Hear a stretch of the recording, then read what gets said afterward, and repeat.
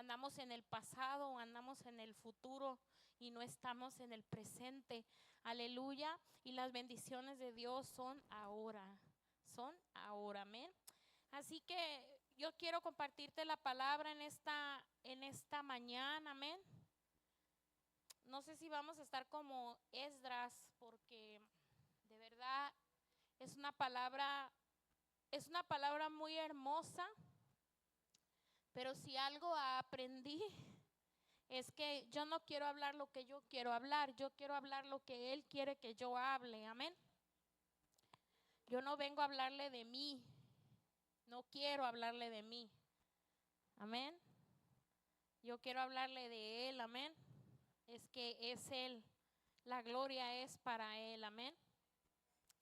Y entonces, bueno, el pastor ya dijo todo. Y yo me estaba gozando, dije, porque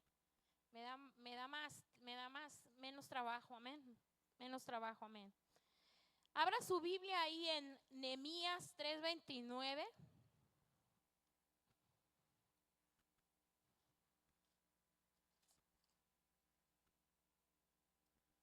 Las notas nomás son para que a mí no se me olvide. Amén. Pero dice la palabra del Señor que uno debe de prepararse, amén. Uno debe de prepararse y a veces uno cuando se está preparando está uno pensando qué voy a decir, amén.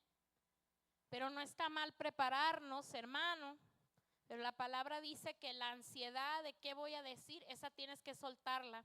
Esa tienes que dársela al Espíritu Santo, porque el Espíritu Santo te va a recordar lo que tienes que decir. Amén. Si hiciste tu parte, que fue escudriñar, hiciste tu parte, que fue estar en la presencia del Señor, el Espíritu de Dios es fiel y verdadero. Amén. Y la gloria de Dios está contigo.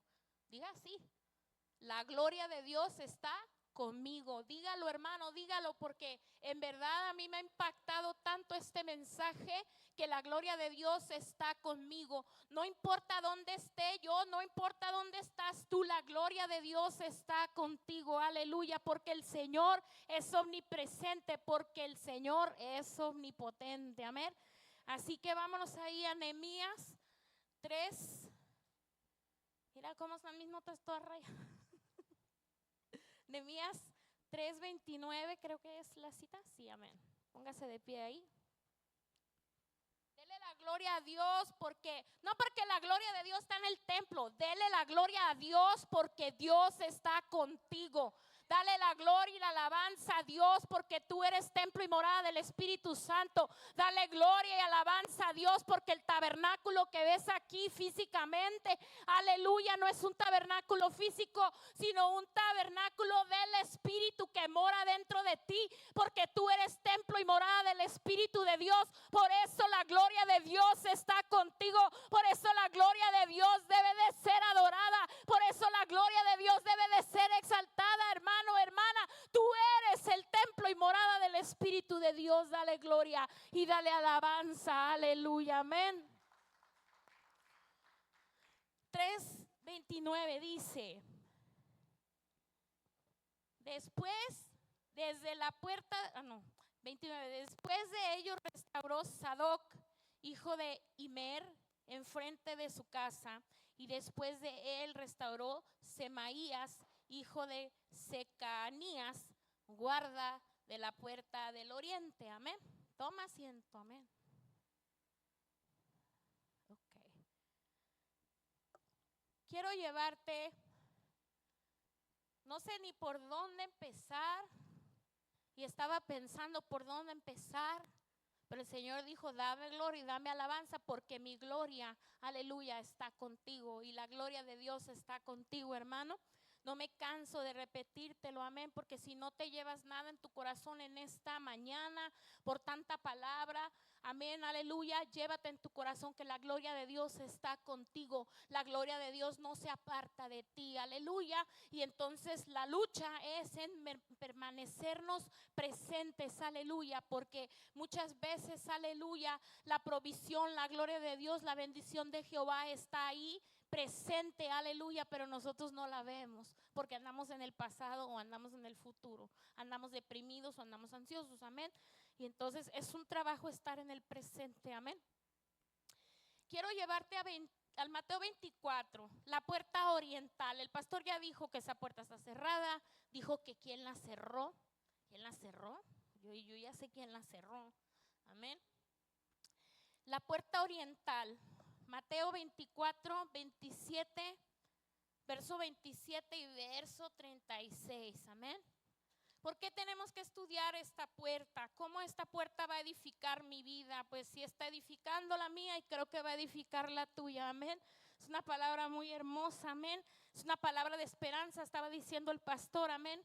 24, 27 dice, porque como el relámpago que sale del oriente y se muestra hasta el occidente, así será también la venida del Hijo del Hombre, aleluya. O sea que Él entrará y vendrá como el rayo por el oriente, aleluya. Por eso esta puerta oriental, por esto esta puerta del oriente es una puerta peleada, es una puerta de la que muchos están interesados en que se abra, pero otros están interesados en cerrarla, amén. Ahora mira lo que dice ahí en el verso 36, amén. Esto es porque nos importa. ¿Por qué nos importa esa puerta? Porque en la palabra de Mateo acaba de decir que Él vendrá por ahí como el rayo, amén. No importa la puerta, estamos hablando de la dirección, amén, del oriente, amén. Dice el 36, pero el día y la hora nadie sabe, ni aun los ángeles de los cielos, sino solo mi Padre, amén. Y yo no sé si te acuerdas, pero ahí en Mateo 24 habla de cómo debemos de estar, las señales, no da la hora, no da el día, pero da las señales, amén. Y eso está llamando a una vigilancia, amén, a estar atentos, amén. No asustados, dice la palabra, sino atentos. Ahora vámonos a Hechos 3:2. Y cuando estaba leyendo, cuando el Señor me estaba dando este versículo, me estaba acordando de la alabanza, me estaba acordando de la vigilia. Yo no sé qué tenía Daniel, yo no sé qué ya sé que tenía Daniel, ya sabemos que tenía Moisés, amén, pero que tenía Elías y que tenía Samuel, eso es lo que vamos a averiguar, amén. Mira lo que dice allí en el 3:2. Cuando vio a Pedro y a Juan que iban a entrar en el templo, les rogaba que le diesen limosna, amén. Ese templo, la hermosa, se llama así, ¿verdad? El 2. Y era traído un hombre cojo de nacimiento, a quien ponían cada día a la puerta del templo que se llamaba la hermosa, para que pidiese limosna de los que entraban en el templo. El pastor dijo que quien quería limosna, ese quería limosna, amén. A veces tenemos que ser limosneros delante del Señor, amén. No traerle limosna, pero pedirle la limosna, amén. ¿Y por qué estoy mencionando este versículo? Porque la puerta la hermosa también es otro nombre que se le daba a esta puerta oriental. Esta puerta oriental también tiene otro nombre que se llama la puerta dorada. Esos son los acontecimientos, eso es lo que está, lo que podemos ver físicamente, amén. Lo que estamos esperando espiritualmente, proféticamente. Eso es lo que involucra estas escrituras, amén. La puerta dorada representa la esperanza del regreso de nuestro Señor Jesucristo. El pastor lo dijo y aquí me lo apuntó, amén. Pero volviendo otra vez a Nehemías, a veces es difícil, hermano, ¿cómo vamos a predicar de un solo versículo? No, hay que escarbar, hay que buscar la presencia de Dios primeramente, amén. Y el Señor nos va a dirigir, amén. Pero hay que estar como atalaya, hay que estar vigilante, hay que estar atento, amén, aleluya, amén. Pero no haga como los que de guardia que dicen, me voy a echar una siestita, y todo sucede cuando se duerme, y todo sucede cuando se va al baño, y todo sucede cuando se distrae. No sé si vieron ahí en el Taco Bell que pasó, que unos dicen que en el Benihana, otros dicen que en el Taco Bell, que fue en el Benihana, que estaba el mesero ahí y que estaba haciéndole molestia al cocinero, y el cocinero le sacó la pistola ahí en medio de todo, llegó la policía, amén. Pero ¿dónde estaba el guardia, amén? ¿Qué pasó? Bueno, pues que lo estaba acusando de que no estaba cocinando rápido. Entonces, tiene que estar uno velando. Velando, hermano, no es nomás venir a la vigilia. Velando es estar atento. Atento espiritualmente, atento naturalmente, atento físicamente, atento en todos tus sentidos, amén. Atento, amén, en la palabra, amén. Entonces dice aquí el versículo 29, dice: después de ellos restauró Sadoc, hijo de Imer, enfrente de su casa, y después de él restauró Semaías, hijo de Secanías, guarda de la puerta oriental. El pastor dijo que se había levantado con una pregunta, que cuántas veces la palabra puerta está en la Biblia, amén. Y ahí sería como un buen comienzo cuando nada más tenemos un versículo, ¿verdad? ¿De qué puerta me están hablando? Amén. Entonces, cuando yo estaba leyendo ese versículo, la primera pregunta que a mí me vino fue: ¿quién es Sadoc y quién es Semaías? ¿Quiénes son esos? La Biblia aquí dice que eran los guardas de la puerta, el guarda de la puerta oriental, ¿verdad? Eso dice ahí. Pero en esos versículos que hay dentro de la palabra del Señor, la mayoría de los versículos que se refieren a estas dos personas y a esta puerta en específico, todos están en el libro de Ezequías. Todos están ahí en el libro de Ezequiel. En el verso 40, 46, en el capítulo 40, verso 46, capítulo 48, verso 11, capítulo 44, verso 15, capítulo 43, verso 19.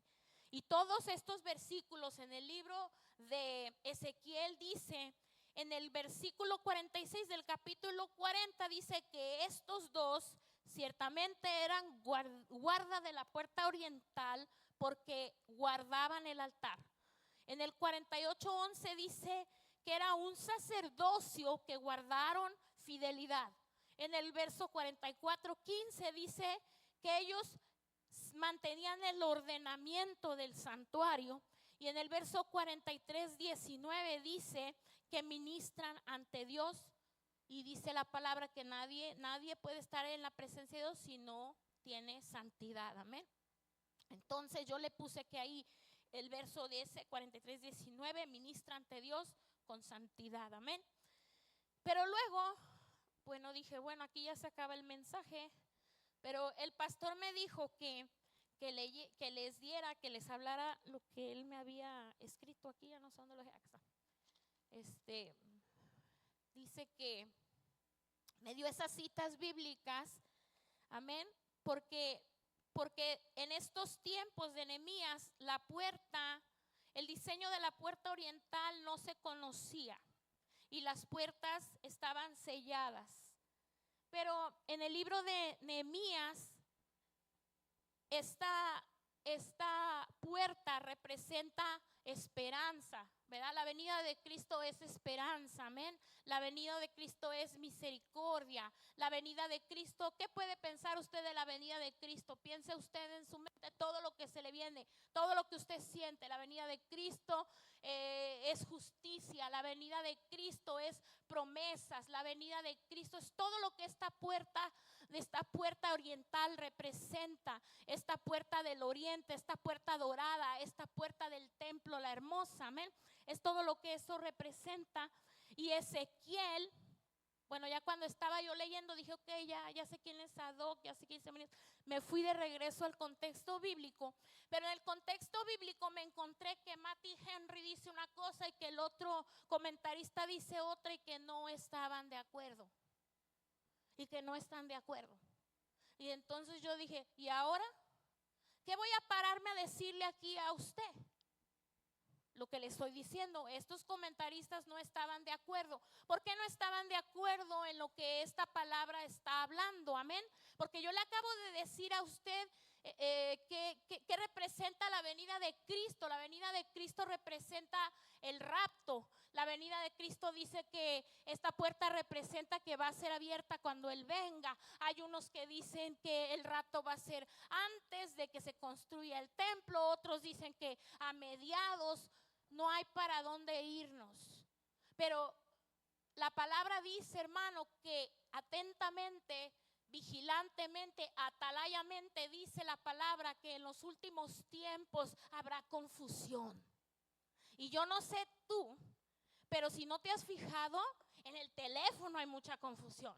Y ahorita con eso que se acaban de sacar el AI, algo así. Eso no sé si sabe usted lo que es el AI. Alguien me estaba enseñando, mi peluquera me estaba enseñando, me dijo, mira Gaby, quiero que veas esto. Y me enseñó una foto de ella cuando tenía como 27 años y estaba con otras 2 personas de la misma edad. Dice, mira, esta soy yo y esta es la peluquera de allá y esta ya no está aquí. Y dice, pero esta foto nunca la tomaron. Pero en verdad cuando yo estaba viendo la foto se veía verdadera. Y luego la foto tenía movimiento. Y se ve donde llega el policía y arresta a la de la mitad. Y dice, ¿qué piensas de esto? Le dije, qué miedo. Sí, qué confusión. Qué confusión, pero también qué plataforma para mentir. Porque la foto no era verdadera. Porque era mentira que a la de a media se la llevó la policía. Y dices tú, bueno, es un juego. Pastora, es un juego. It's a game, pastor, come on, cool. It's cool. Pero ponte a pensar, ¿qué pasaría si una foto como esas o un montaje de esos con personas importantes, con personas claves, con personas científicos, información necesaria, información de vida o muerte? Y dije, la palabra se está cumpliendo, porque en los postreros días habrá confusión. Pero también dice, en los postreros días el amor de muchos se enfriará. Yo no sé si se da cuenta. Todo el mundo está buscando el amor, pero la ideología que tenemos de amor humano no es la idea del amor verdadero. Nosotros decimos, el amor es ciego. No, hermano, el verdadero amor abre los ojos. ¿No Cristo te abrió los ojos? Ciertamente hay verdades que no son tan hermosas, pero no dejan de ser una verdad. Amén. Y entonces, bueno, esta puerta está aquí en el libro de Ezequiel. Y ya me voy a ir al libro de Ezequiel mejor, porque ahí es donde está toda la palabra. Amén. Para poder predicar de ese versículo, pues dije, ¿a quién le vamos a hacer caso? ¿Al Matthew Henry o a los otros? Y dije, no, yo mejor le voy a hacer caso al Espíritu Santo. Y entonces me puse a leer, pero la tarea estaba ardua por los días. Amén. Y vamos ahí a Ezequiel 10:9. Tú lo lees. Ezequiel 10, verso 9. Puedes leer del 3 al 4. Ahí hazle una bolita con tu pluma. 3 al 4. Vas a leer el 9. Vas a leer el 18. Y vas a leer el 19. Y luego de ahí te puedes brincar al capítulo 11. Y ahí vas a leer el 22 y el 23. Y todos estos versículos, lo único que están diciendo es lo que el pastor dijo. Una promesa de renovación, la promesa de restauración. Amén. Como en el templo. Y que la gloria de Dios estaba en el templo. Eso es lo que enseña en ese lugar. Pero mira, vamos ahí, porque si hay un versículo que tengo que darte.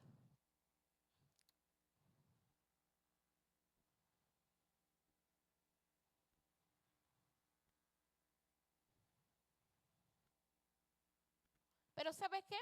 Nos vamos a devolver, pero ya más después. Vamos a Ezequiel 43, 1-3, porque para poderte dar ese versículo y para que lo saborees bien necesitamos empezar en el libro. Necesitamos ir a leer el capítulo 1, 2 y 3 para que tú puedas entender y abrazar lo que dicen esos versículos que te dije ahí. Amén. Porque es muy hermoso, habla de la gloria de Dios, amén. Y yo te acabo de decir, la gloria de Dios está en todas partes, la gloria de Dios está contigo, hermano, la gloria de Dios está conmigo, y la gloria de Dios estaba aquí con la hermana Edith, amén, ella estaba clamando y la gloria de Dios estaba manifestando y la gloria de Dios estaba tocando, amén, porque la gloria de Dios resplandece, amén, y eso es lo que enseña el libro de Ezequiel, amén. El capítulo 21 relata la entrada de Jesús. Esa puerta es la original. Esa es la puerta que decía el pastor hace un rato que está sepultada. Y Nehemías construyó, cuando Nehemías estaba construyendo, cuando estábamos leyendo, el proceso que hemos estado leyendo, yo estaba leyendo que cuando Nehemías reconstruyó la muralla, él no reconstruyó la muralla donde estaba. Él se vino para adentro. Se movió para adentro un poquito, no quitaron el escombro, lo dejaron ahí, construyeron alrededor, por eso aquello quedó en el muladar, por eso aquello estaba ahí. Y dice que la construcción fue un poco más pequeña que originalmente como estaba el templo construido por Salomón, amén. Por eso es que la puerta dorada, la que está ahorita ahí en Jerusalén, no es la puerta original por la que declara el capítulo 21 del libro de Mateo que entró Jesús en el burro que hizo su entrada triunfal. No es esa la puerta. La puerta está sepultada. La puerta está bajo tierra. Pero la que está ahí levantada simboliza y representa, amén, que el Mesías vendrá. ¿Por qué la puerta estaba cerrada? Ezequiel 44, vámonos ahí. Ezequiel 44, esa sí la podemos leer. 43 mejor. 43, 1 y 2. Me llevó luego a la puerta que mira hacia el oriente, y he aquí la gloria de Dios de Israel que venía del oriente. ¿Se acuerda el versículo que leímos al principio? Y su sonido era como sonido de muchas aguas, y la tierra resplandecía a causa de su gloria. Vámonos al 44, 1 y 2. Me hizo volver hacia la puerta exterior del santuario, la cual mira hacia el oriente, y estaba cerrada. Y me dijo Jehová, esta puerta estará cerrada, no se abrirá, ni entrará por ella hombre, porque Jehová, Dios de Israel, entró por ella. Estará por tanto cerrada. Verso 3. En cuanto el príncipe, por ser príncipe, él se sentará allí para comer pan delante de Jehová. Por el vestíbulo de la puerta entrará y por ese mismo camino saldrá. ¿Amén? Entonces, el pastor estaba hablando de que hay muchas puertas. Las murallas que está haciendo, las puertas que está reconstruyendo Nehemías son las de afuera. Y lo que aquí está hablando de las puertas del templo, no está hablando de la puerta de la muralla. Pero el oriente es el oriente está en el mismo lugar. Entonces quiere decir que entre la puerta del oriente de la muralla y la puerta de la entrada del templo solo hay una distancia, amén. Es en el patio del templo, o el corredor que está entre la entrada y la puerta. Quiere decir que es por ahí por donde caminó Jesús para entrar hacia el templo, amén. Y eso es ahí donde se empiezan a pelear los comentaristas, que no podemos decir que esa puerta, y es ahí donde empieza todo el argumento, pero el oriente es el oriente y el oriente no se mueve de lugar, amén. Entonces, esa es la conclusión a la que yo llegué después de leer, porque dije, ¿qué voy a decirle a los hermanos? Lo que dijo Matthew Henry, y si Matthew Henry está equivocado, y si el otro comentarista tiene razón, entonces, ¿qué vamos a hacer? Dije, no, porque por estarles dando una mala información, a mí me van a demandar, amén. Y entonces, por eso me dio temor de Dios, porque, hermano, el ayuno ha sido efectivo. El ayuno está siendo poderoso. La palabra me la dio el pastor el domingo y el lunes, en el primer día de ayuno, yo ya tenía todo el mensaje. Pero algo no me dejaba en paz. Y era el comentarista Henry y el otro comentarista y el otro comentarista y todo ese tipo de cosas que puede encontrar. Y yo no estoy diciendo que no saben y yo no estoy diciendo que yo sé más, pero yo sí tengo miedo o temor de irme al infierno y de no estar atenta, y tengo más temor de decirle a usted váyase para allá y que usted se vaya para allá y usted se pierde y luego venga Jehová y me diga ¿por qué le dijiste que se fuera para allá? Y ni modo que vaya a decir es que él dijo, me voy a hacer como Eva, es que el hombre ese, amén. Pero todo tiene, ¿por qué me está diciendo esto, pastora? Porque mira, empecé a leer el libro de Ezequiel, amén. Pero terminamos con lo que el pastor quería que yo les hablara, que tiene también que ver con lo que voy a decir del libro de Ezequiel. La puerta está cerrada y solo el príncipe de paz puede entrar. Ya sabemos que el príncipe de paz es Jesús. ¿Quién cerró la puerta? ¿Quién la cerró? Y luego aquí dije, ¿qué pasó aquí? A ver. En 1541, eso no hace tanto tiempo, ¿verdad que no? 1541, como unos 500 años, más o menos, ¿ok? En 1541, un hombre musulmán llamado Solimán el Magnífico, ese mandó cerrar las puertas.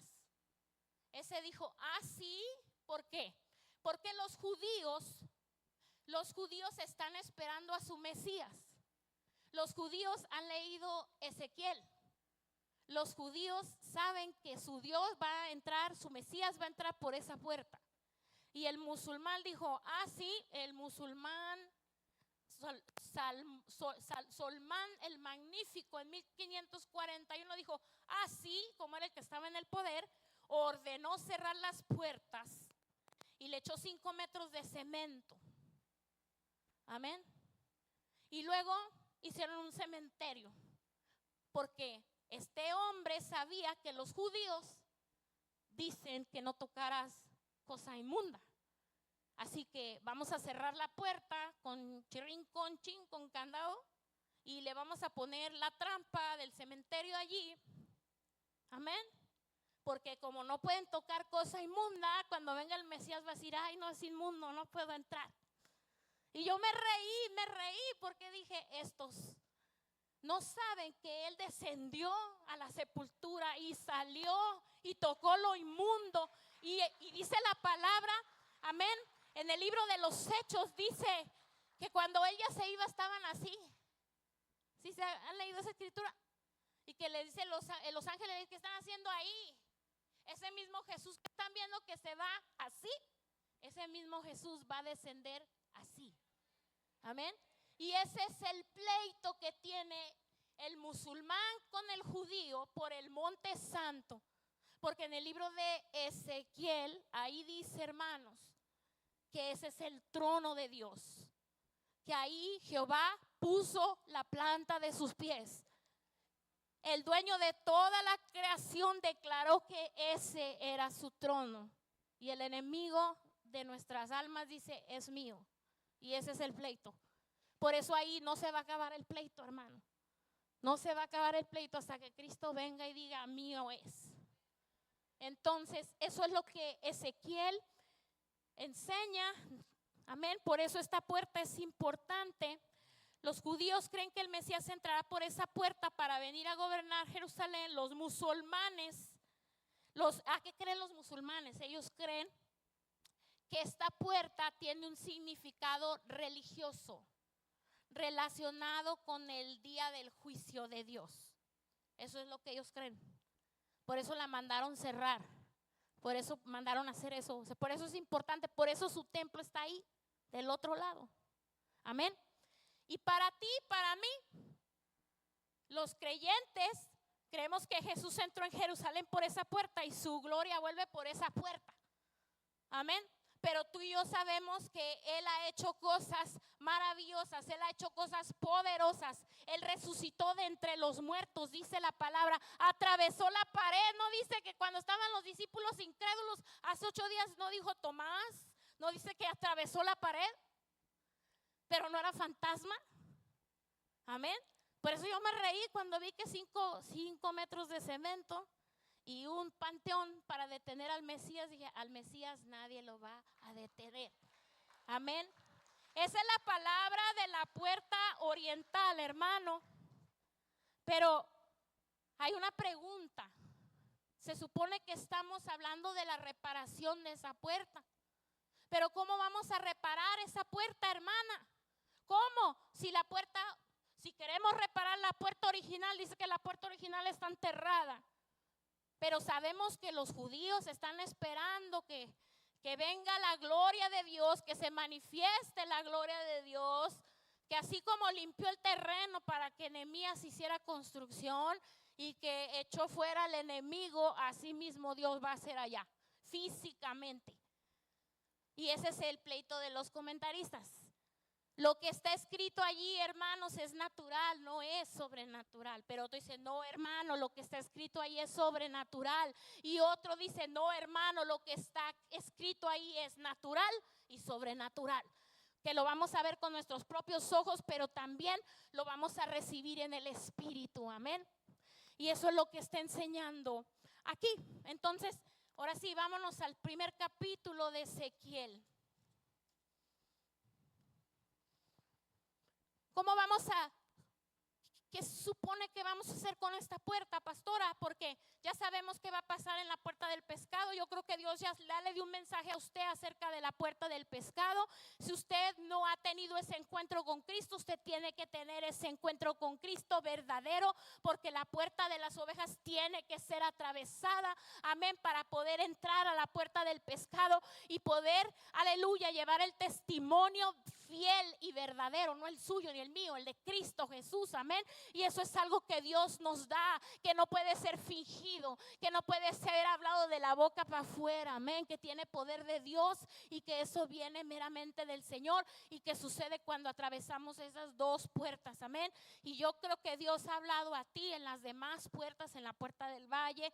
Y creo yo en mi espíritu que así como yo y como tú, porque la gloria de Dios está contigo y la gloria de Dios está conmigo y la gloria de Dios está en este templo. Aleluya, el Señor ya te ha dado, aleluya, dónde restaurar, dónde trabajar, en qué área de tu vida, en qué área de tu carácter, en qué área Dios está tratando contigo. Creo yo en la fidelidad de Dios, que ya Dios te ha dado una palabra de avance, que ya Dios te ha dado una promesa de reconstrucción, de restauración, que esa palabra ya ha traído a tu vida gozo y alabanza. ¿O me equivoco? Entonces, ok, pastora, ¿qué vamos a hacer con esta puerta?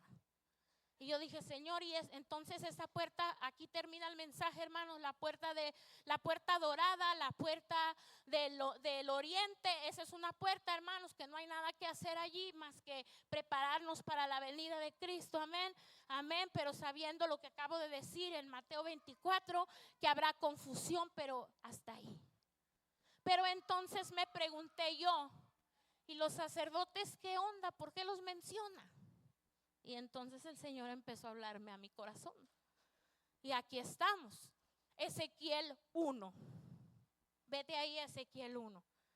Te voy a parafrasear el 1, el 2 y el 3, amén. Porque yo no me quiero ir como Esdras hasta mañana, pero tampoco quiero hablar lo que yo quiero hablar. Quiero hablarte lo que el Señor dijo a mi vida, lo que el Señor quiere que yo hable a tu vida, amén. Porque tienes que ser edificado, porque la gloria de Dios está contigo y la gloria de Dios está conmigo. Y pastora, porque si dice eso usted, bueno, pues tú te vas a poner a leer todo el capítulo 1, 2 y 3. Yo te lo voy a parafrasear, pero ahí donde Dios está hablando, esa es tu tarea, amén. Porque al que le interesa, le interesa. Si a usted no le interesa, no se preocupe, ni lo apunte y yo no me voy a sentir mal, amén. Mi trabajo es entregarle el mensaje y usted sabrá lo que hace con su mensaje, amén. Mi trabajo y la demanda de Dios será con lo que yo tenía que hacer, pero yo aquí estoy cumpliendo mi trabajo, amén. ¿Qué dice ahí? Vamos a leer el primer versículo. Aconteció en el año 30, en el mes cuarto, a los 5 días del mes, que estando yo en medio de los cautivos junto al río Quebar, los cielos se abrieron y vi visiones de Dios en el 5.º año de la deportación del rey Joaquín, día del mes. Con esos 2 versículos ya tienes para irte a leer el libro de Jeremías, tienes para irte a leer el libro de Daniel para poder entender lo que esos 2 versículos están diciendo. Amén.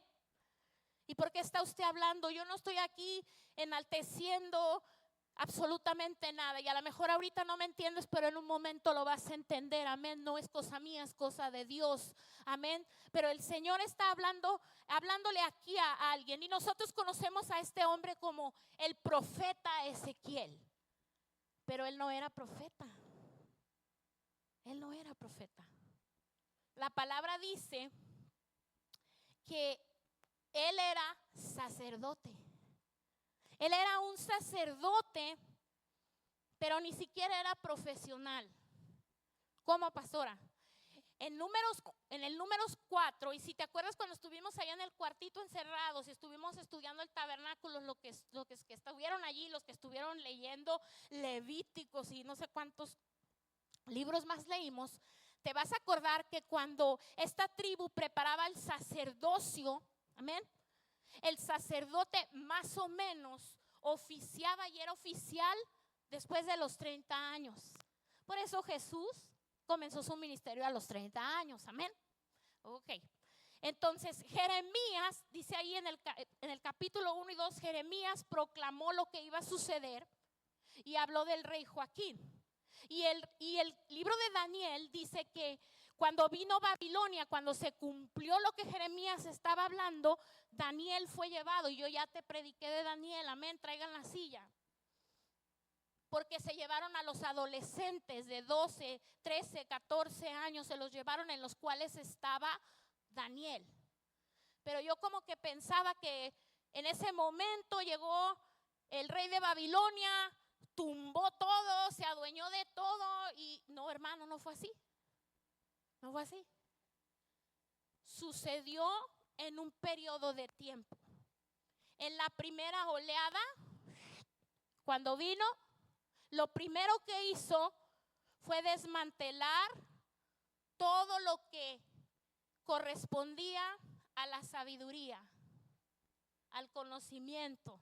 Te estoy hablando lo natural, pero tú llévatelo al espiritual si te sirve.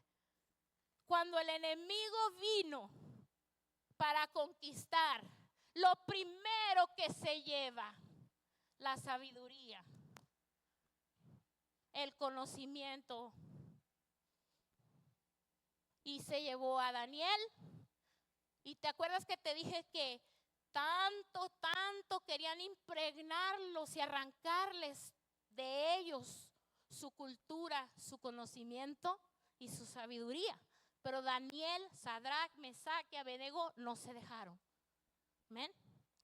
Así que ahí está la maquinación de un gran enemigo y en la forma que ataca este enemigo. Entonces, en esa primera oleada fue llevado Daniel. Y después hubo otra oleada. Y en esa oleada fue llevado Ezequiel, el sacerdote Ezequiel.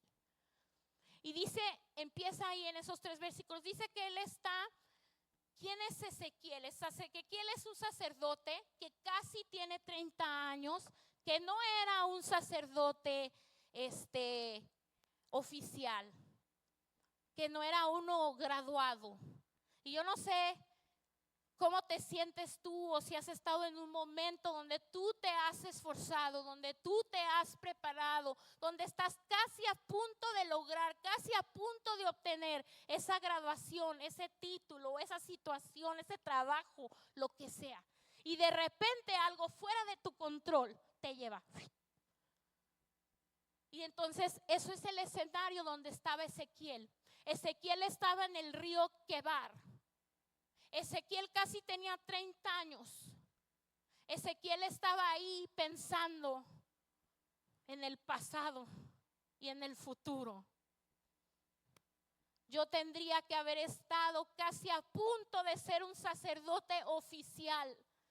En estos días estuviera casi preparándome mis vestiduras de sacerdote para entrar al lugar santísimo, para darle la gloria, para darle la alabanza a Dios.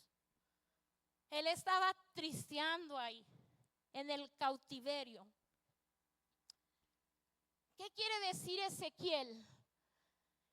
El nombre de Ezequiel, porque es importante, porque sabemos que el contexto cultural nos enseña que todos los nombres en la historia de los hebreos tienen algo que ver con Dios y tienen algo que ver con el tiempo y la situación que los hebreos vivían, las madres hebreas vivían y los hijos eran llamados para glorificar el nombre de Dios.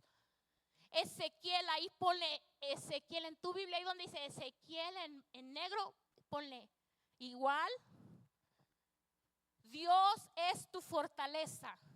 El Todopoderoso es tu fortaleza. Cuando tú vas a leer ese libro, estás leyendo que Dios es tu fortaleza. El Todopoderoso es tu fuerza. ¿Qué es lo que ese libro habla? Ese libro habla de la cautividad, ese libro habla del juicio, ese libro habla de la esperanza, ese libro habla, es la puerta dorada, ese libro expresa, aleluya, el pasado, el presente y el futuro, aleluya, que va a venir cuando el Mesías que está esperándose naturalmente, que ya vino, que no vieron y que nosotros esperamos por segunda vez.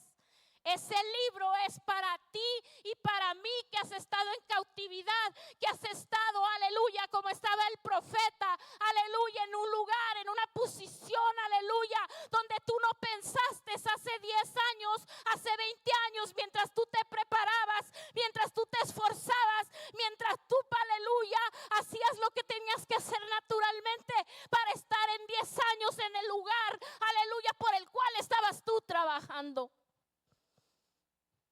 Yo no sé si ya se está identificando, pero yo sí me estaba identificando. Porque hay cosas que suceden en nuestra vida que están fuera de nuestro control. Y cuando eso está fuera de nuestro control, necesitamos al Dios Todopoderoso. Necesitamos el Todopoderoso en fortaleza, aleluya. Y entonces la palabra de Ezequiel tiene ese poder, tiene esa unción, tiene esa gloria, aleluya. No solamente para cuando estás viviendo un tiempo difícil personal, pero tiene el poder, hermano, tiene la unción, tiene la fuerza y la fortaleza que necesitan los cristianos de este tiempo, porque la venida del Señor está cerca. Nadie sabe la hora, nadie sabe el día, pero sí sabemos que como el enemigo trabajó en Babilonia, así trabaja arduamente. Está trabajando en los jóvenes, arrancándoles, diciéndoles la familia no es como te dijeron, la familia no importa. Mira, no tienes que creer en Dios, puedes hacerle así, puedes hacerle allá. Algunos resisten, pero hay otros que no. Ezequiel representa, este libro de Ezequiel representa eso. ¿Qué representa Quebar? Quebar quiere decir fuerte, quiere decir muchos, quiere decir poderoso, pero no es un río de Dios. Este es un río del enemigo. Dicen que fue un río construido por Nabucodonosor. Entonces, el río Quebar representa el poder del enemigo para dañar al pueblo de Dios. Amén. También dice ahí en el verso 2, el 3, dice, vino palabra de Jehová al sacerdote Ezequiel. Ve, no dice al profeta, dice al sacerdote Ezequiel, hijo de Buzi, en la tierra de los caldeos, junto al río Quebar. Vino allí sobre él la mano de Jehová. Otra vez la mano, hijo. Ahí en ese libro se ve la mano una y otra vez. Se ve la mano que le empuja la cabeza, se ve la mano que lo avienta al río, se ve el movimiento de la mano, el poder de Dios en la vida de este sacerdote. ¿Y por qué le está quitando el título de profeta? Es importante. ¿Por qué, hermano? Porque mira, hijo de Buzi, Buzi quiere decir despreciado, hijo de humillación. Amén. Pero si tú continúas leyendo el capítulo 1, el capítulo 2, te vas a dar cuenta que hay algo muy hermoso. Fue de las primeras cosas que vi cuando estaba leyendo el libro y dije, tengo que leerlo todo. Tengo que leerlo todo porque tengo que estar segura en la integridad de mi corazón que lo leí y que no te estoy parafraseando nada más porque leí ahí ¿cómo se dice? El summary, o sea, el cortito, para que piense el maestro que sí estudie, porque Dios no puede ser burlado, Dios no puede ser engañado, amén. Entonces, la descripción que está ahí, cuando yo la estaba leyendo, dije, esto parece como todas las indicaciones, como en el tabernáculo de Moisés, como cuando Moisés llevó al pueblo de Israel al monte, y que los truenos, y que el pueblo se asustó, amén. Y si tú lees con detenimiento, te vas a dar cuenta que lo que está describiendo él es este tabernáculo. Pero la descripción que él tiene va más allá que la descripción de Isaías, y que la descripción de Jeremías, y que la descripción que está en el Antiguo, en Revelaciones, en el Nuevo Testamento. Porque dice ahí que cuando él lo vio, dice que esta cosa no estaba parada, esta cosa estaba volando. Y si tú le sigues leyendo ahí, estaba volando, pero encima de aquí, luego me acordé de esa silla. Arriba de aquí está esa silla. Y ahí sentado en la silla está una forma como de hombre que resplandece.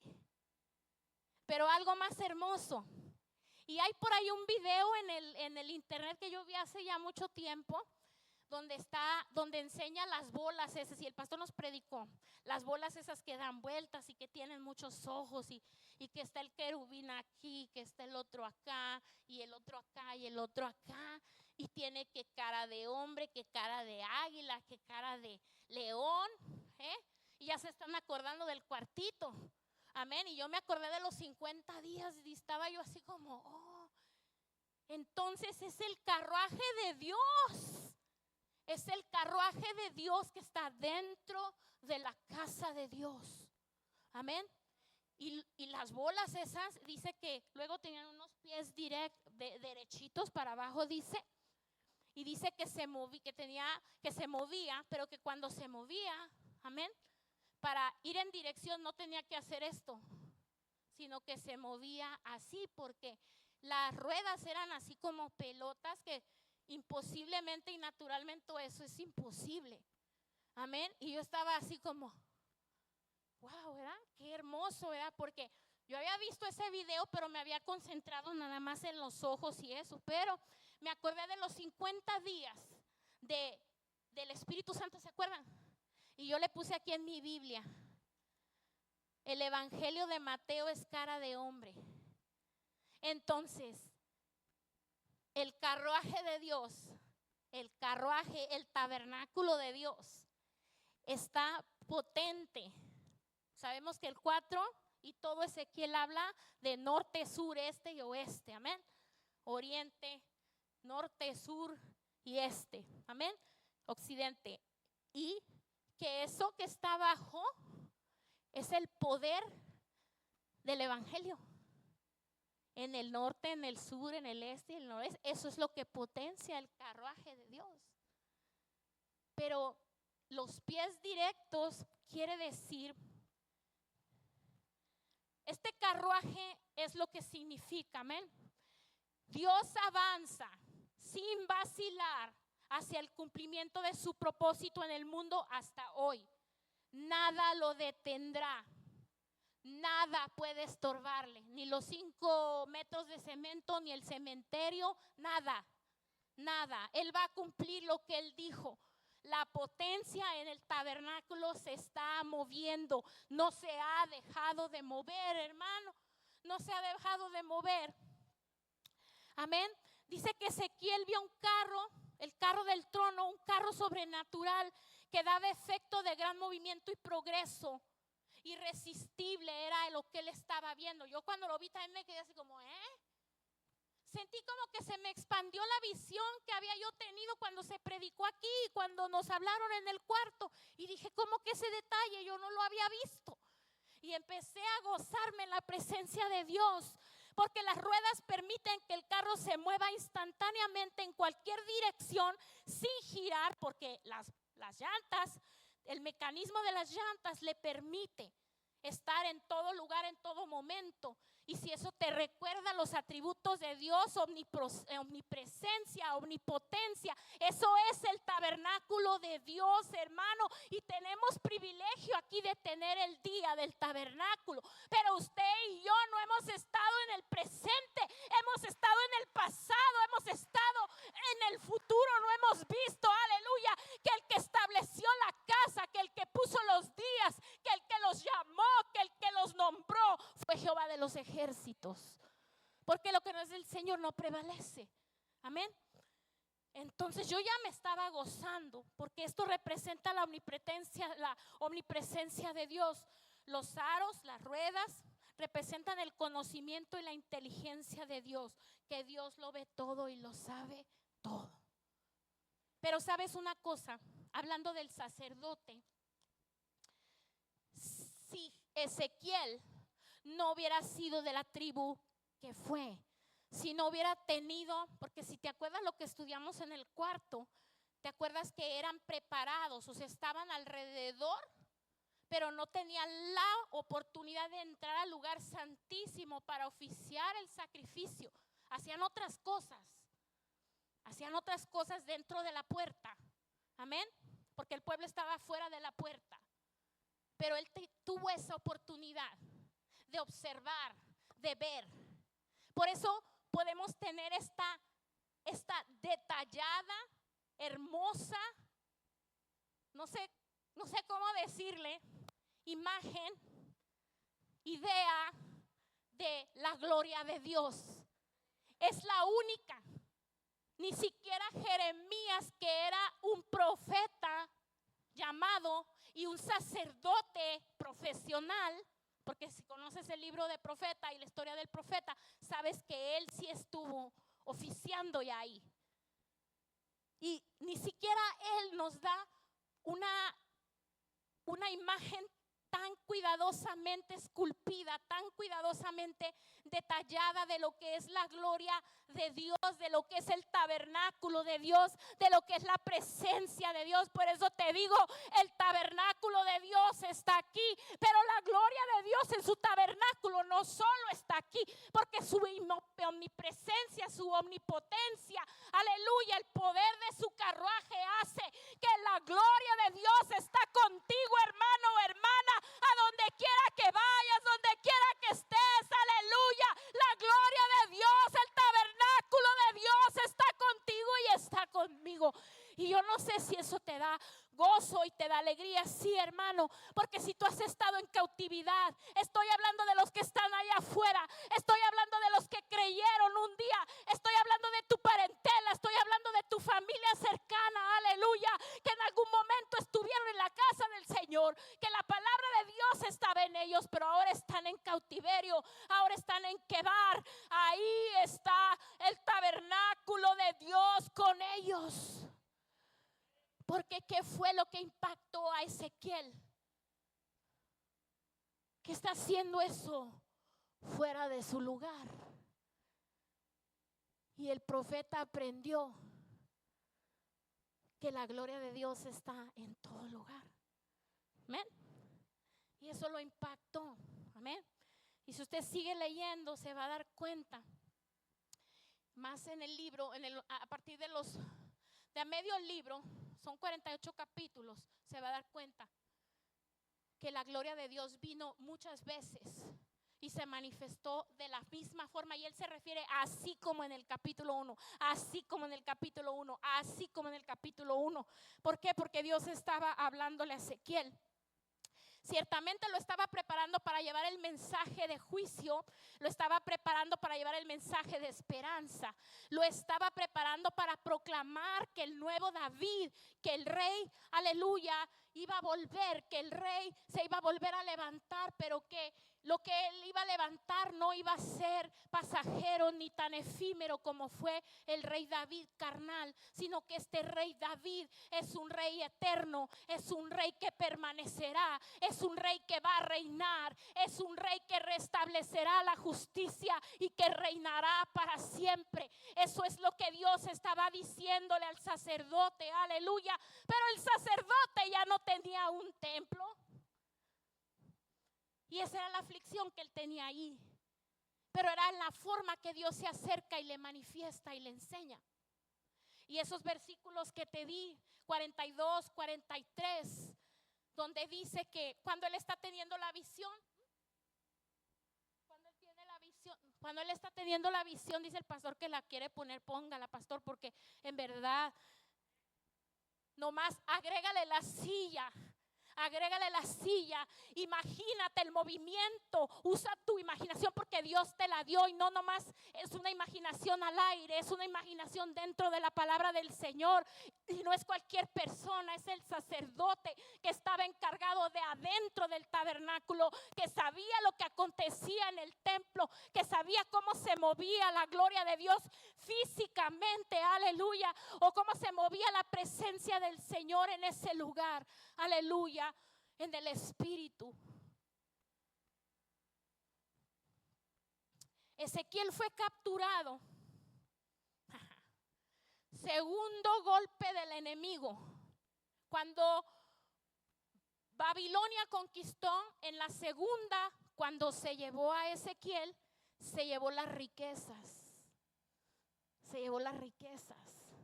El enemigo, cuando nos golpea, cuando nos quiere llevar en cautiverio, nos quita la sabiduría, nos quita el conocimiento de su palabra, nos hace blasfemar, nos hace decir cosas que la internet está llena de todas las cosas que dicen. Y dices tú, ¿cómo puede ser que estuvieron sentados en la casa del Señor y ahora están hablando así?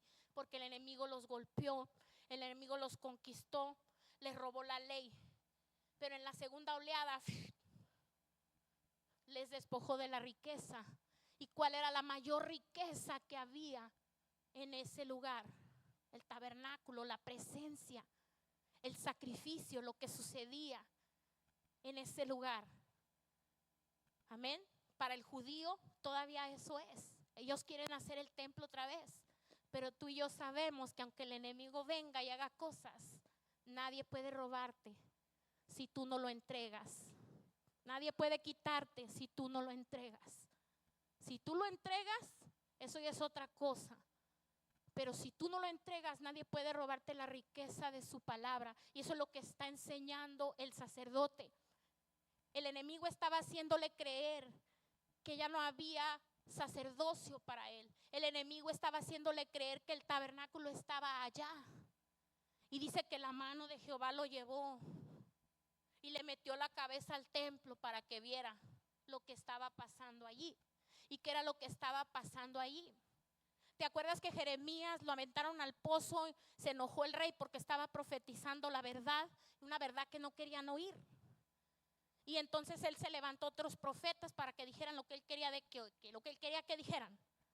Pues una vez que fue llevado el rey, una vez que fue la segunda oleada, dice que en ese lugar seguían los falsos profetas. Y hay dos profetas mencionados casi en el capítulo, a partir del 40, ahí están esos profetas mencionados, pero son profetas falsos. Creo que aquí los tengo, pero tengo que buscarme. Y dice que mientras estaban ahí profetizando falsamente, Ezequiel estaba viendo lo que estaba sucediendo.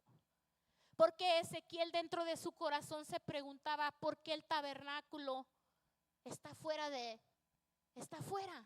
Y si tú lees, a mí no me gusta este libro.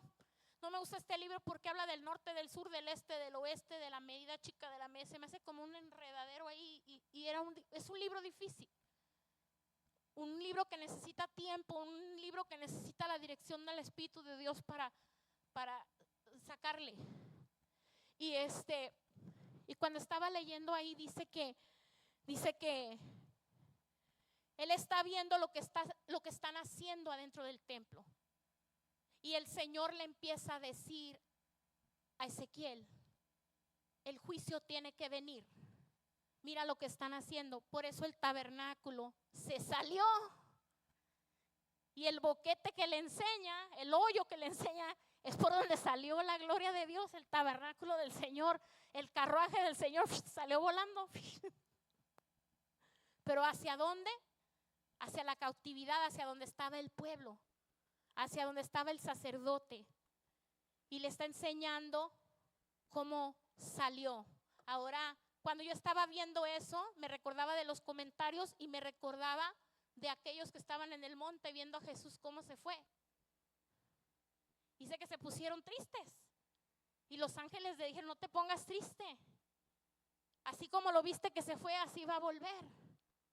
Pero Él dijo que no nos iba a dejar solos. Él dijo que Él nos daba una promesa, y es la promesa del Espíritu Santo. El carruaje del tabernáculo de Dios espiritual mora dentro de ti, está contigo. La gloria de Dios está contigo en todo lugar, en donde estés, aunque el tiempo sea de aflicción, aunque el tiempo sea difícil, aunque tu hermano, tu hermana, tu hijo, tu marido, quien sea que está allá afuera, aleluya, que estuvo en la casa del Señor, la gloria de Dios está en ese lugar. Dice la palabra que Él mira de lejos al orgulloso, pero Dios también es un Dios de lejos, que tiene misericordia. Por eso este libro es de juicio y es de esperanza, porque aunque vino el juicio sobre la vida de los israelitas, aunque vino Babilonia y los tomó, aunque vino todo lo que vino, el Señor aún tiene, aleluya, promesa, tiene fidelidad para ellos, amén. Y eso tiene que decirnos en el Espíritu. No es una oportunidad para salirnos y hacer lo que queramos, no, hermano. Pero a veces hay cosas fuera de nuestro control y podemos encontrarnos en una situación y en un lugar de desesperanza, en un ¿cómo se llama ese río? Quebar. En un quebar, aleluya, y necesitamos reconocer que la gloria de Dios está en ese lugar y que necesitamos arrepentirnos y que necesitamos, aleluya, abrazar la verdad de Dios y que no podemos llamarle a las cosas lo que no son. Y eso es lo que estaba pasando en la vida del sacerdote. El sacerdote estaba siendo promocionado para ser profeta. Es lo que estaba pasando. Y entonces dice que el Señor empezó a hablarle la palabra y empezó a decirle, ahí dice, vámonos ahí porque sí te lo quiero leer. Y la última estrategia del enemigo es destruir el templo. Así que si ya te quitó la sabiduría y ya te llevó lo precioso, va a destruir el templo. Y la palabra dice que no le temamos al que destruye la carne, sino al que destruye el templo, lo espiritual, la morada de Dios. Amén. Entonces mira lo que dice ahí en el capítulo 2. Dios llamó al profeta, al sacerdote para ser profeta. Dios le llamó para hacer algo determinado. Cuando Dios te llama a ti o me llama a mí para hacer algo determinado, hermano, Él te va a dar lo que tú necesitas. No nada más te va a mandar así. Y si tú sigues leyendo ahí del capítulo 2 al capítulo 4, te vas a dar cuenta el llamamiento del profeta. Ese es el llamamiento. Este es un sacerdote que fue llamado para ser profeta y que da detalles del llamamiento y que da detalles del proceso, aleluya, de la atalaya. Él dice que el profeta no es un dormilón. Él dice que el profeta tiene que sonar la trompeta, porque si no suena la trompeta y el enemigo viene y el enemigo captura y el enemigo lleva, porque el atalaya, el profeta, no sonó la trompeta, dice que Jehová le demandará la sangre de ellos. Eso es lo que enseña ahí. Porque si tú estás siendo encomendado por Dios, tú no lo vas a poder hacer por tus propias fuerzas, hermano. Tú puedes hacer todo lo que tú quieras. Tú puedes levantar la iglesia y ponerla bonita y regalar cosas, pero si no es de Dios, eso no permanecerá, eso no prevalecerá. ¿Por qué? Porque vendrá el ejército, vendrán las fuerzas del enemigo, todo lo que está en quebrar para destruir, para despedazar, pero aquello permanecerá y prevalecerá porque no es voluntad de hombre, sino voluntad de Dios. Y eso es en todo ministerio al cual nosotros seamos llamados, hermanos. No podemos hacerlo con nuestras fuerzas. Dios llamó a Ezequiel a hablar a una audiencia difícil, rebeldes por naturaleza, y su rebelión estaba peor porque estaban en contra de Jehová, el Dios que los había amado y que había hecho mucho por ellos.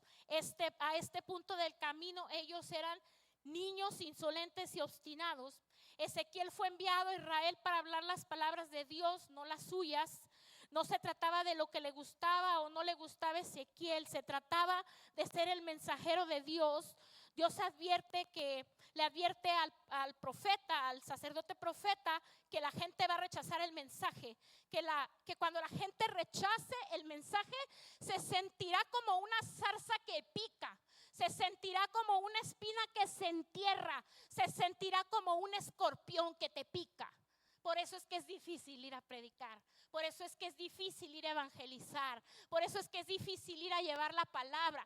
¿Por qué? Porque muchas veces el rechazo, la dureza, la insolencia, la forma en que el alma obstinada responde es dolor para el que lleva el mensaje. ¿Por qué? Porque en la integridad de mi corazón y de tu corazón debes de saber que lo que yo te estoy hablando y lo que tú estés hablando, aleluya, porque la gloria de Dios está contigo, porque eres sacerdote, nación santa, porque el llamamiento de esta casa, cuna de profetas y predicadores, serás llamada. Tienes que saber que la integridad de tu corazón tiene que ser palabra de Dios, que no vas a hablar lo que tú quieres hablar, que no vas a decir lo que tú quieres que ellos oigan, porque yo puedo sentir, yo no quiero echármelos encima, yo quiero estar de su lado, yo quiero caerles bien, yo quiero que todo vaya a todo dar, les voy a decir lo que quieren oír aunque se vayan al infierno.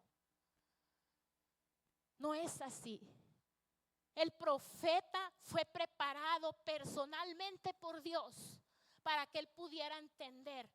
Y tú te vas y lees ahí, te vas a entender que lo mandó a su casa y le dijo: te voy a dar algo de comer y te lo tienes que comer. Y dice ahí, en el 3 dice: y me dijo, hijo de hombre, come lo que hayas, come este rollo y ve y habla a la casa de Israel.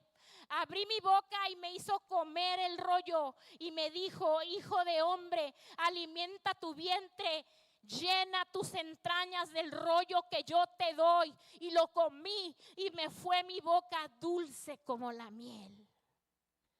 Cómete el rollo, hermano. ¿No has visto a los niños que están en la silla y les estás dando de comer y se duermen porque no quieren comer? Cómete el rollo. Cómete el rollo. Dice: impregna tus entrañas del rollo. Come bien. Porque si tú no comes bien, tú no vas a tener fuerza para llevar el mensaje. Vas a estar débil, anémico, raquítico, porque no te estás comiendo el rollo. Cómete el rollo, cómetelo, que te haga digestión, mastícalo, digiérelo, aleluya, deleítate en él, disponte a recibir. Tienes que tener una recepción. ¿Quieres comer? No, no quiero comer, mamá, no quiero, eso no me gusta, no quiero, no. Así, insolente niño.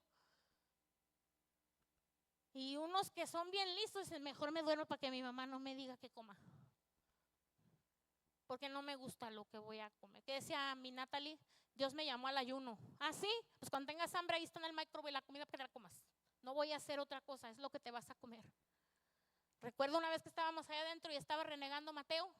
Se levantó Natalia y le dijo: cállate, y si tú no quieres comer, no comas, y deja que los que tienen hambre coman. Porque a veces estamos acostumbrados, hermano. Pero la idea es: cómete el rollo. ¿Quieres ser pastor? No comes rollo. ¿Quieres ser mamá? No sabes ni hacerte un huevo. Y andas de novia, ni siquiera sabes tender la cama. Cómete el rollo. Cómete el rollo. ¿Quieres predicar? ¿Quieres evangelizar? ¿Quieres profetizar? Cómete el rollo. Cómete el rollo.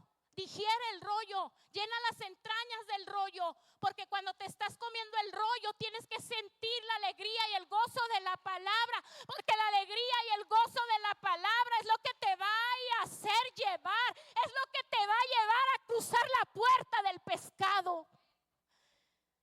para que entregues el rollo. Y lo que haga el otro con el rollo no es tu problema. Pero como tú estás impregnado, ¿qué sentirías que tu mamá te hiciera una comida y le dieras a alguien y te la tire? Y era tu comida favorita.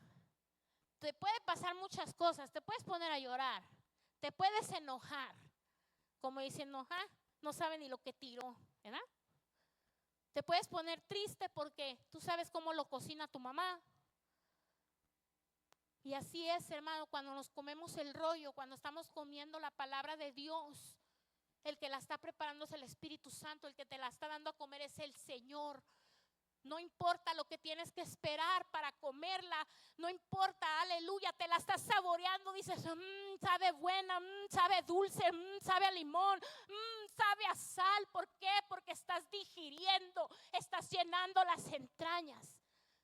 Pero hay niños, como mi nieto, cuando yo le doy de comer, dice, eso no quiero, quiero lo otro que está en el plato. Entonces ya le doy lo otro y dice, y luego ya le vuelvo a decir, come esto. Y dice, es que él quería comerse primero el pancake y luego el huevo. Pero así espiritualmente, así somos en la casa de Dios. Pero profeta, predicador, sacerdote, cómete el rollo. Cómete el rollo. No, nomás viene aquí lo que dijo el pastor y le cerramos y ya estuvo. No sabes si Henry dijo la verdad o no. ¿Y por qué estaba siendo enjuiciada toda la nación? Por idólatra. Cuando llevó a Ezequiel a que mirara, él estaba viendo y el Señor le dijo, el juicio tiene que venir. No puedo más, Jeremías. Pero voy a hacer un último intento, Ezequiel. Tú tienes que ir y llevarles el mensaje.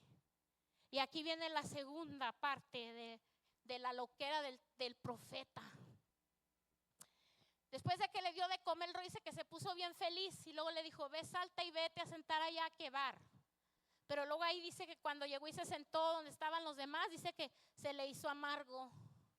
Ya no quiero predicar, ya no quiero esta palabra que me supo dulce, pero ahora me sabe amarga. Y le dijo, mira Ezequiel, regrésate a tu casa y vas a hacer esto. Te vas a acostar ahí en tu cama y yo te voy a amarrar.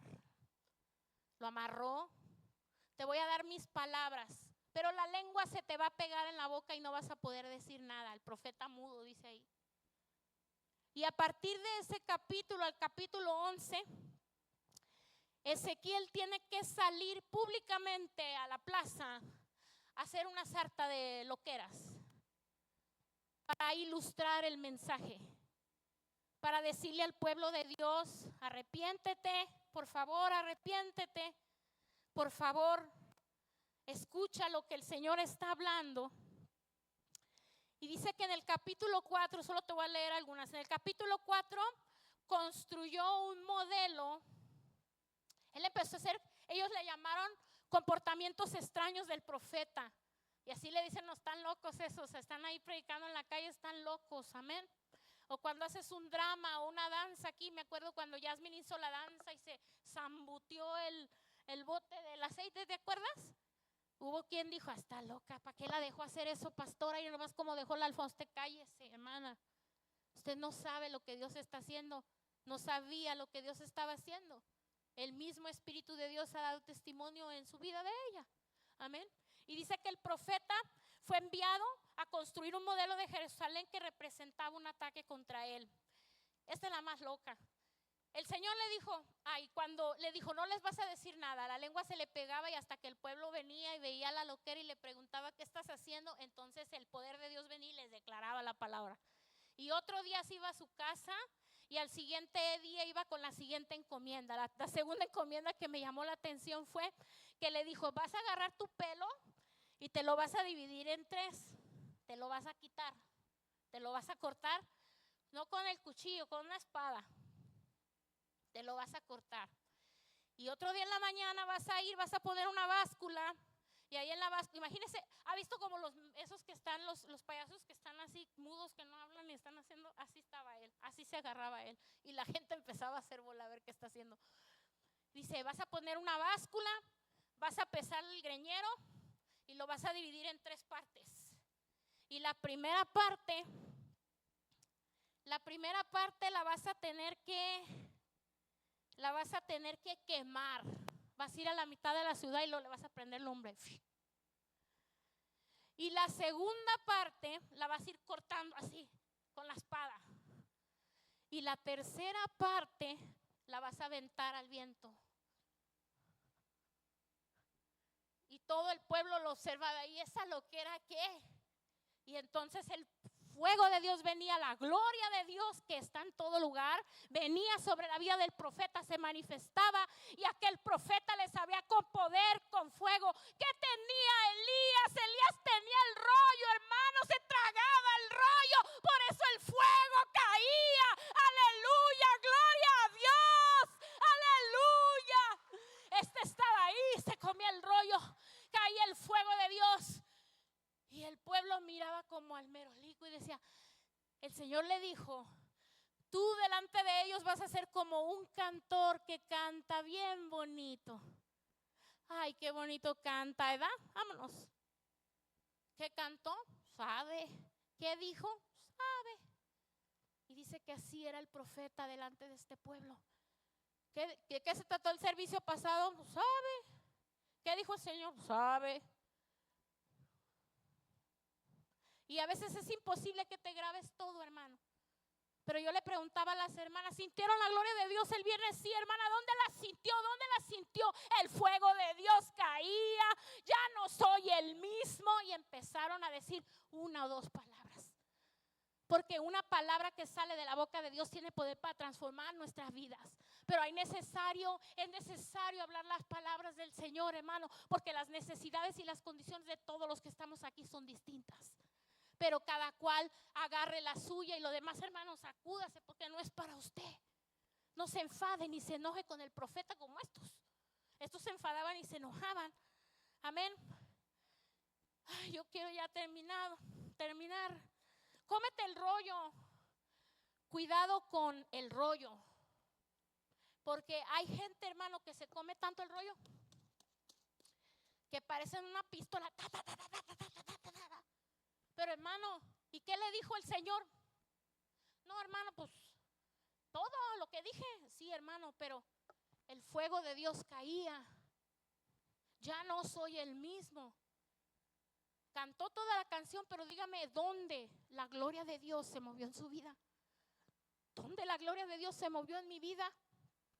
Cómete el rollo, cómetelo bien, digiérelo en las entrañas. Mira, lo estoy masticando, ahorita que se los estoy diciendo, lo estoy masticando. Como la vaca. ¿Han oído esa prédica de la vaca que le da la vuelta al estómago y sigue masticándolo? Hasta que masticas bien la comida. Entonces no dicen los nutriólogos que mastiques bien la comida porque eso es muy bueno, muy saludable para ti. Y uno a veces traga como que para mañana no hay. Y eso no edifica. Y hay predicadores que tragan como que para mañana no hay. Y ese no debe de ser el movimiento que debe de haber dentro de ti para leer, para comerte el rollo. Porque mira, ahí si lees el capítulo 3 y 4, dice que la mano de Jehová lo daba a comer.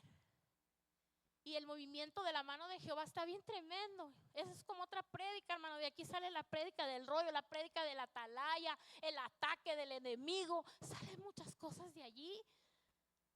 Y yo estoy así como que, wow, ¿verdad? Pero luego cuando lo llevó a quemar y dije, ay, qué amargo está esto. Sí, hermano, porque cuando te comes el rollo, cuando lo masticas, cuando te llenan las entrañas de la palabra de Dios, el enemigo de tu alma va a venir. ¿Y qué fue lo que hizo? El Señor le dijo, sal y ve, diles todas estas loqueras, ¿verdad? Y luego después, ¿qué fueron esas loqueras? La segunda parte del libro, eso es hasta el capítulo 11.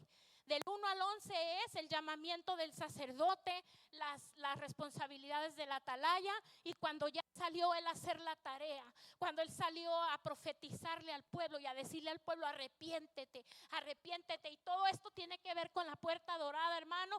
Por eso el sacerdote fue el que la reedificó. ¿Cómo entonces podemos trabajar, hermano? Cómete el rollo. Si no te comes el rollo, cuando la puerta dorada se abra, cuando el Mesías venga, sabemos bien tú y yo que él no va a venir físicamente a pisar la tierra. Dice la palabra que con voz de mando, como trueno, como el rayo que viene del oriente, llamará a su pueblo, aleluya, escogido, a su novia, aleluya. Sabemos que el que va a poner la pierna, por eso estaban los comentaristas peleándose, porque dice: el príncipe se sentará.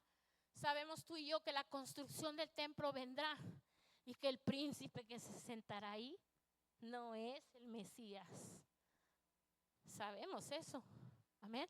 Pero cómete el rollo, hermano, cómete el rollo. Si tú no te comes el rollo, te van a engañar. Henry te va a engañar. El comentarista más famoso del tiempo te va a mentir. El TikTok te va a mandar a la izquierda y tienes que ir a la derecha.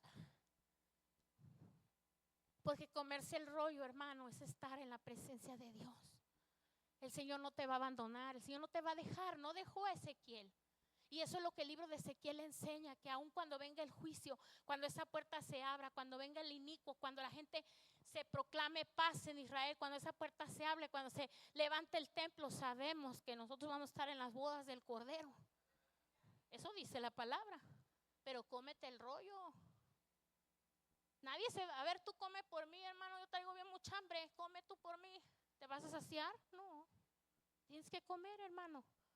Porque mira, el tiempo de la persecución puede venir y Dios solamente lo sabe si podremos congregarnos o no. Y ya nos dio una antesalita ahora en el 2020, que muchos no pudieron congregarse por miedo o porque la ley dijo que no. Aquí nos estuvimos congregando por la misericordia de Dios.